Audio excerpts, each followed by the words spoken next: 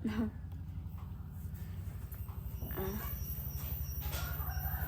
ักทายสวัสดีแล้วก็สบายดีเด้อพ่อแม่พี่น้องและก็ผู้ใหญ่ใจบุญทุกท่านบ่ว่าจะเป็นฝ่ายในและก็ต่างประเทศก็ขอกราบทักทายสวัสดีสบายดีเบิดสุขุสุคนเด้อมื้อนี้ก็ น้องรู้สึกแบบคลิปนี้ก็บ่มีหยังหลายมีแต่ว่าน้องสิพาพ่อแม่พี่น้องแล้วก็ FC นั่นแหละไปเบิ่งว่าน้องเฮ็ดหยังแน่ก็คือน้องคิดว่าน้องสิตำข้าวปุ้นพอดีน้องอยากกินโดนแหละบ่เคยกินตำข้าวปุ้นตั้งแต่ตอนเป็นสาวนี่เคยกินอยู่ตั้งแต่ถือผ้านี่บ่เคยกินตำข้าวปุ้นก็คือน้องรู้สึกอยากกินก็เลยออกไปซื้อแต่ว่าบ่ได้ไปซื้อปักเทียมแม่นบ่ได้ไปซื้อลืมไปซื้อแต่ว่ามักนาวแล้วก็ซื้อข้าวปุ้นซื้อมะเขือก็คือมะเล่นนี่แหละแต่ว่าภาษาไทยน่าจะเอิ้นว่ามะเขือเทศบ่หรือว่าบ่แม่นนี่ก่อนอื่นก็สิเป่าไฟก่อนนี่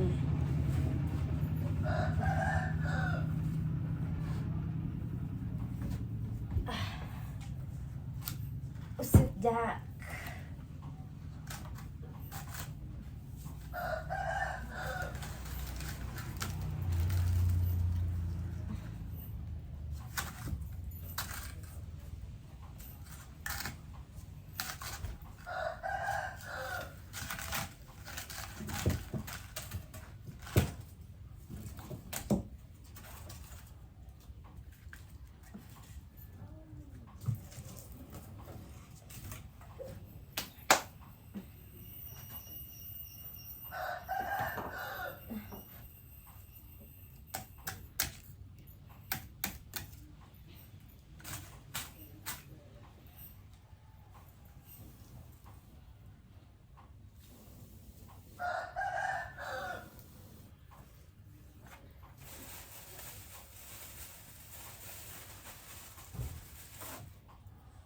เอาไม้แปกไว้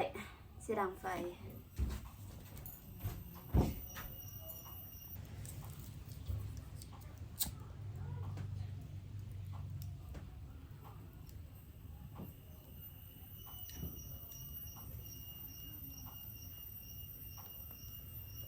สรุปอยู่ว่านี่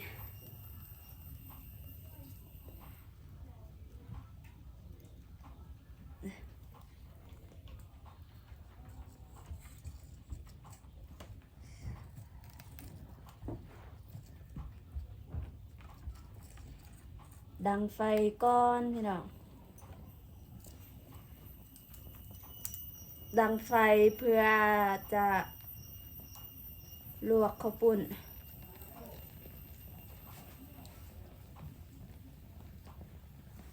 แล้วก็เอามาใส่นี่พี่น้องเพื่อบ่ให้หม้อดำนี่โอเคแล้วก็เอาน้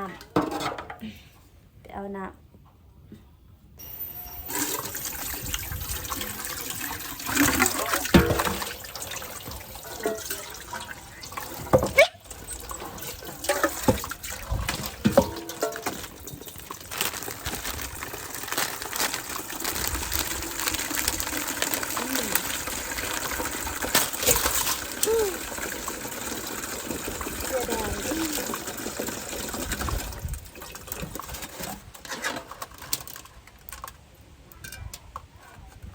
เอาหลังก่อนนะ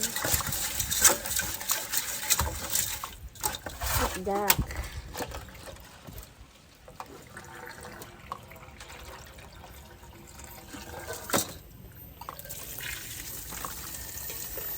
ข้าวปุ้นมีแต่ว่าถุงเดียวเติมน้ำใจนี่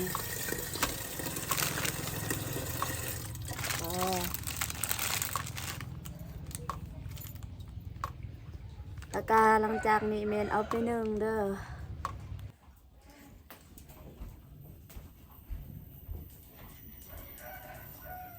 หนึ่ง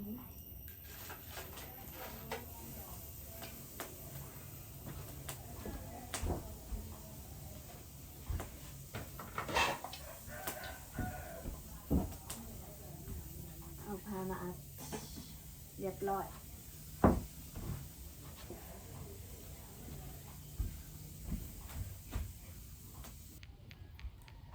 โอเคในระหว่างที่เราจะถามหมอให้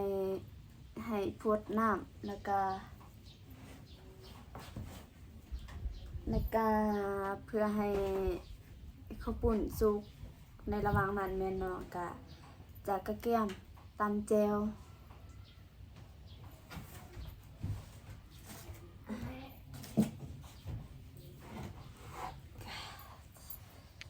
นี่สมาตำแจวเด้อพี่น้องเด้อ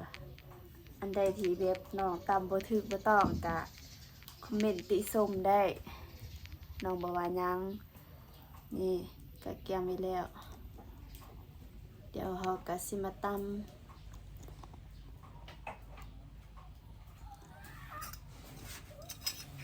มีผักเทียมมีแต่หน่วยเดียวแล้วก็มักเล่นแล้วก็มะเขือข้นแล้วก็มักนาวแต่ว่าบ่ฮู้สิใส่มะเขือข้นหรือว่าสิใส่มักนาวแล้วก็พริกแห้งอันนี้แม่นผักเขือข้นนี่เครื่องปรุงก็จะประมาณนี้ปลาแดกอย่างเดียวหน่อยเดียวผักเทียมมีแต่พอเดียวตำเลยใส่ผักเทียม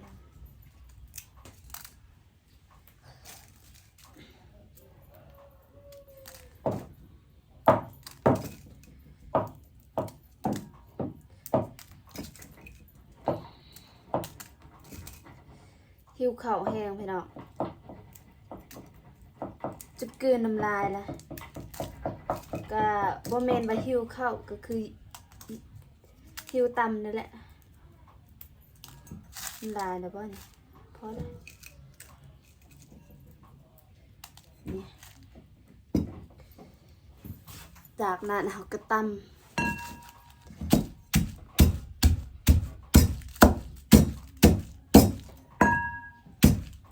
บ่เก็บละ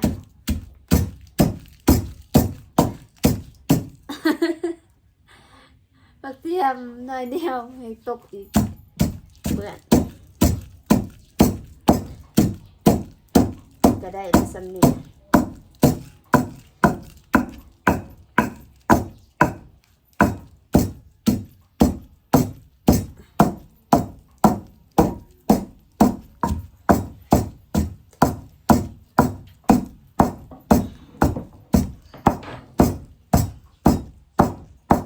พริกนี่ถ้าว่าสมมุติมันเผ็ดแห้งน้องจะบ่ได้ใส่หมด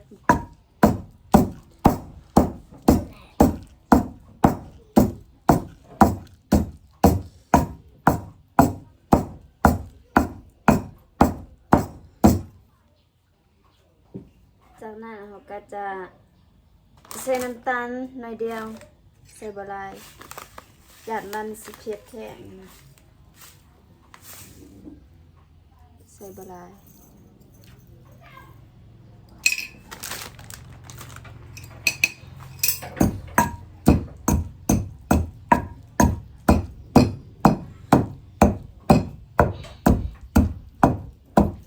ตำให้มันเข้ากัน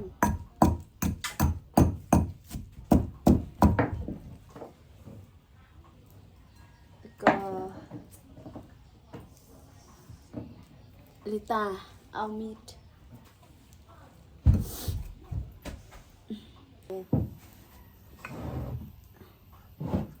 เราก็จะใส่มะเขือเด้อล้างแล้วเด้อ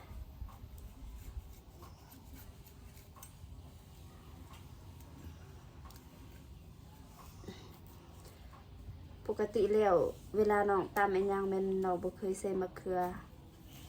อันนี้ใส่ครั้งแรกเราแล้วนี่บ่ฮู้ว่าตำวิธีถูกหรือบ่น้องสิผสมผสานไว้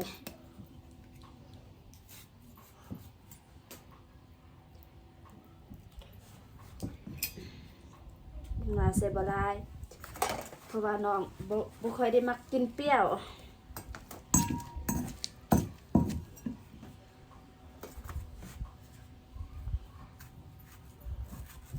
ใส่มะเขือ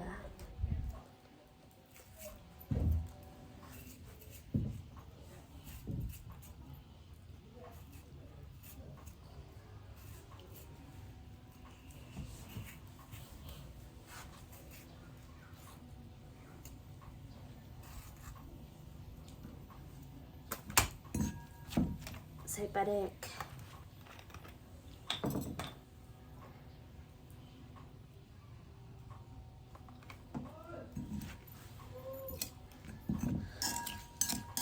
โอ้เกือบลืมใส่แป้งนัว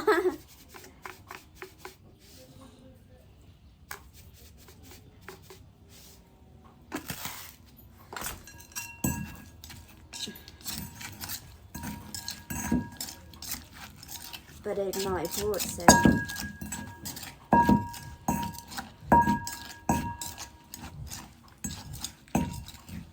นี่ก็จะประมาณนี้เด้อพี่น้อง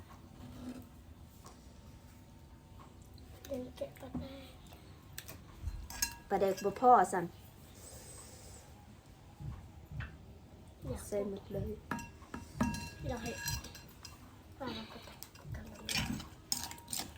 น้องมากินปลาแดก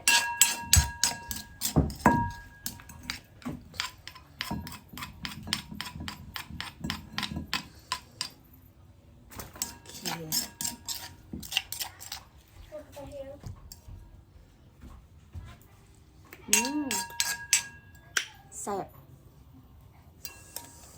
โอเค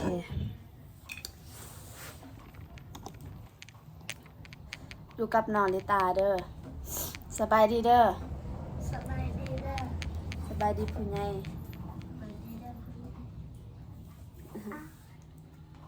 เฮ็ดหยังอ่ะอยู่กับน้องลิตา2 คนแล้วก็เพิ่นแม่น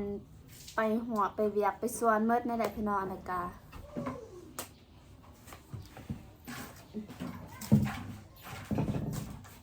กูไปทำเองเอง ก็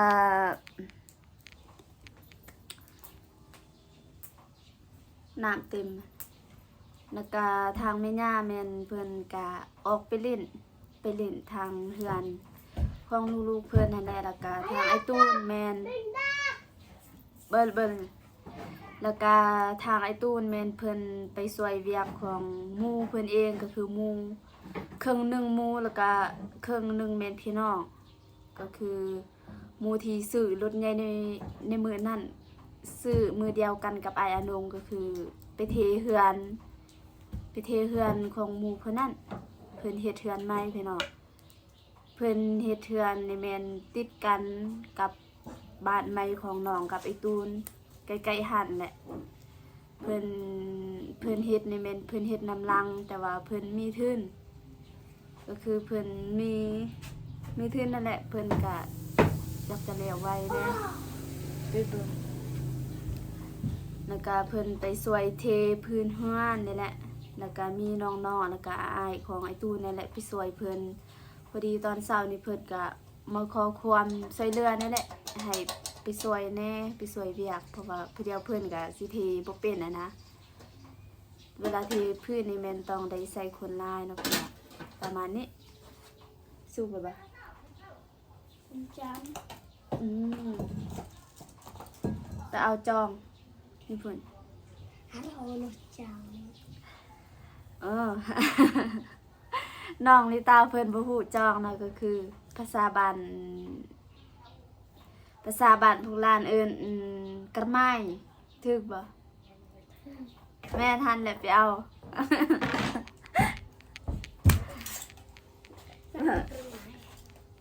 บ่แม่นตัวนั้นมาตัวนี้ก็ได้อยากโหอ่ะเปิดเลยเด้อเปิดแล้วนี่โอเคน้ำพ่นแล้วมาเบิ่งข้าวปุ้นตอนนี่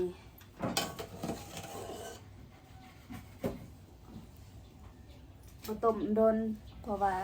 ลวกซ้ำลวกซื่อ ยันมันสิเละเด้อมันเกาออกนี่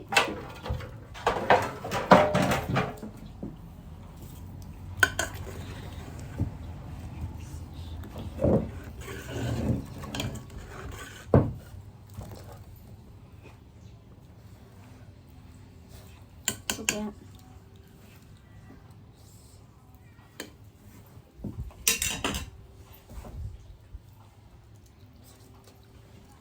สนใจกับมะฮุ่งแห้งแซ่บ ก็ไม่เลยหนักหมาก็ไม่เลยหนักหมา หลังจากนั้นก็เขาไปล้างมะฮุ่งบ่แม่นมะฮุ่งเอาไปล้างข้าวป่นเด้อพี่น้องเทน้ำใส่น้ำร้อนหอม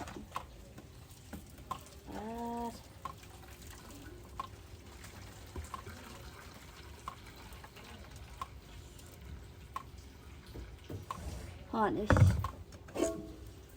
ดื่มน้ำ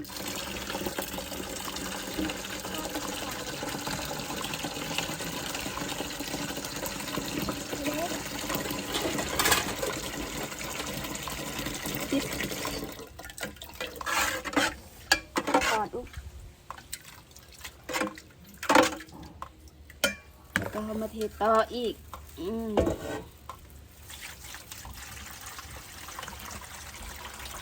ใส่บางมือบางใส่ แล้วก็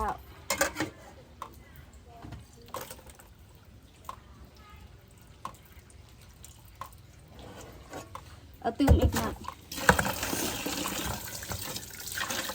แล้วล่างตักน้ำมันจะล่าง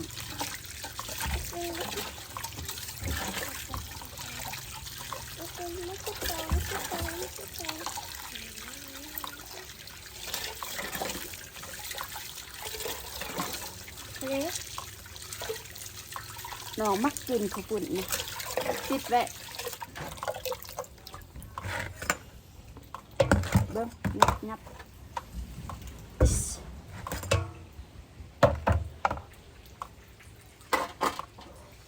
จากนั้นจุก ลงกู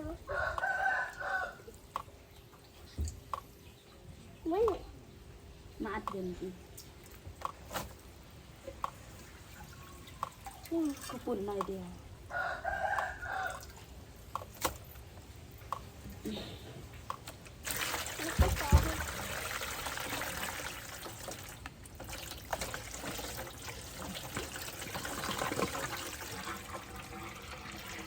มาอัดเดินกี้ อันตัดเลย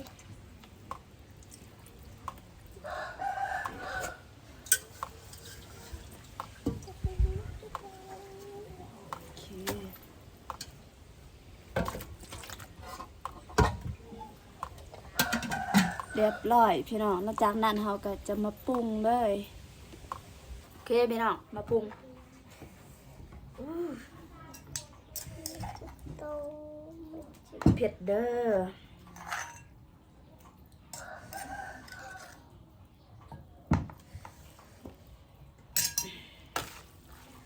ปุ้มมีถุงยาง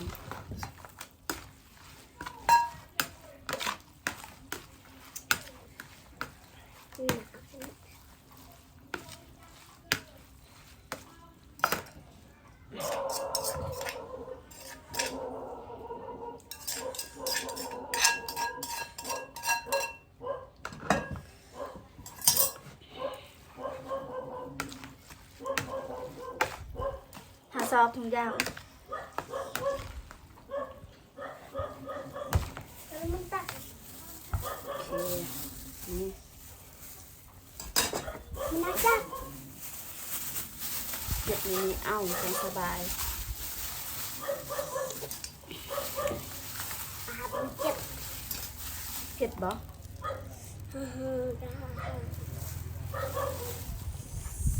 รูปเนื้อ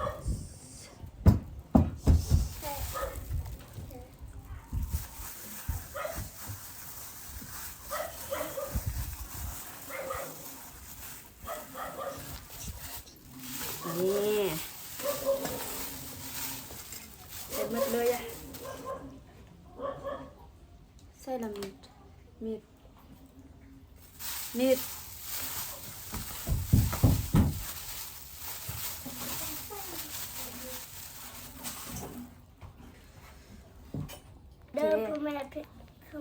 พี่น้อง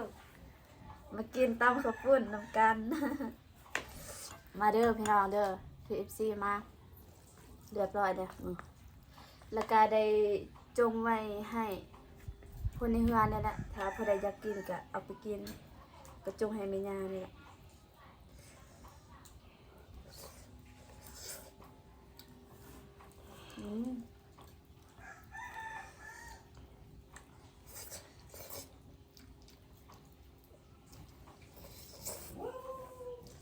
แซ่บแซ่บ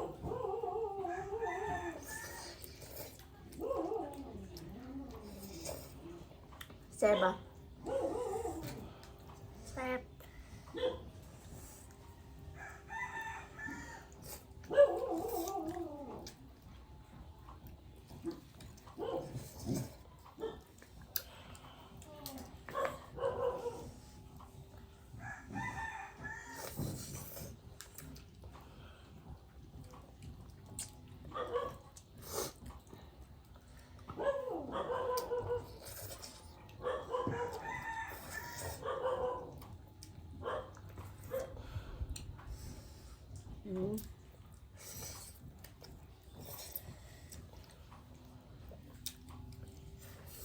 ไม่ได้กินข้าวเลย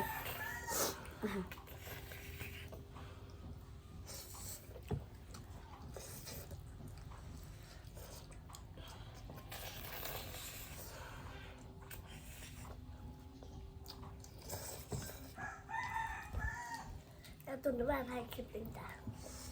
อ๋อแต่ตัวนี้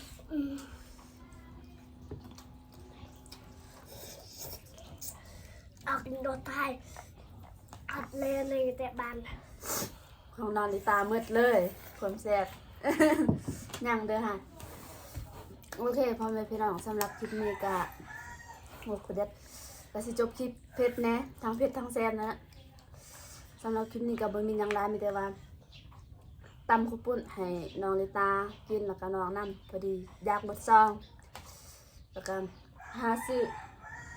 ข้าวปุ้นทง10,000สำหรับคลิปนี้ก็สิจบคลิปมีเพียงเท่านี้เด้อมาพอกันคลิปหน้าคลิปนี้น้องแล้วก็ลิตาขอกล่าวคำว่าสบายดีเด้อ